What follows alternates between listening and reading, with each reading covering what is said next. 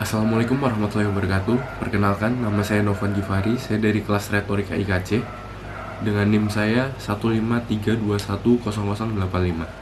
Oke, jadi pada kesempatan kali ini saya ingin menjelaskan atau sedikit menjelaskan terkait retorika.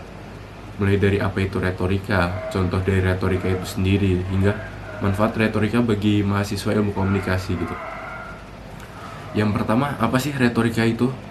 Nah, retorika itu sendiri adalah ilmu atau seni atau cara untuk menggunakan bahasa secara efektif dengan tujuannya sendiri untuk mempengaruhi, mengajak, bahkan menginspirasi audiens gitu. Retorika sendiri itu melibatkan penggunaan bahasa, penyusunan kata atau struktur kalimat, terus selanjutnya gaya bahasa dan beberapa perangkat retorika lainnya gitu. Sebenarnya pada dasarnya atau pada intinya itu retorika adalah sebuah cara atau sebuah tindakan yang dapat membantu kita gitu dalam kita berbicara, dan kita juga bisa juga dalam kita menulis gitu. Dan tulisan atau kata-kata yang kita ucapkan saat kita berbicara itu tujuannya untuk meyakinkan, mempengaruhi pikiran atau perasaan serta tindakan dari orang lain. Tujuan dari retorika sendiri itu bisa bermacam-macam ya, seperti yang saya sebutkan tadi. Itu bisa meyakinkan audiens atau meyakinkan orang lain. Terus bisa juga mempengaruhi opini publik. Bisa juga kita memotivasi seseorang untuk melakukan sebuah tindakan gitu, atau kita juga bisa menginspirasi terjadinya sebuah perubahan sosial gitu. Selanjutnya, apa aja sih contoh dari retorika itu sendiri atau ruang lingkup dari retorika itu sendiri? Kita juga dapat bisa mengamati di sekeliling kita itu, atau ya yang bisa kita lihat lah. Contohnya itu ada pidato. Pidato tuh contohnya kayak pidato politik. Kita pasti pernah lihat seorang tokoh politik tuh melakukan pidato politik gitu. Kemudian ada presentasi.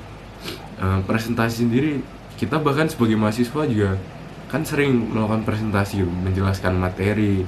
Itu juga perlu pemilihan bahasa kan, tentunya kita harus bisa meyakinkan audiens bahwa materi, kita juga harus bisa membuat audiens itu paham dengan materi yang kita bawakan gitu. Kemudian selanjutnya itu ada debat. Debat juga masuk bagian dari retorika. Kemudian ada diskusi. Selain debat tentu juga ada diskusi. Diskusi juga itu masuk salah satu bagian dari retorika gitu. Kemudian ada negosiasi. Contoh negosiasi ya pasti kita pernah misalnya nawar harga barang gitu.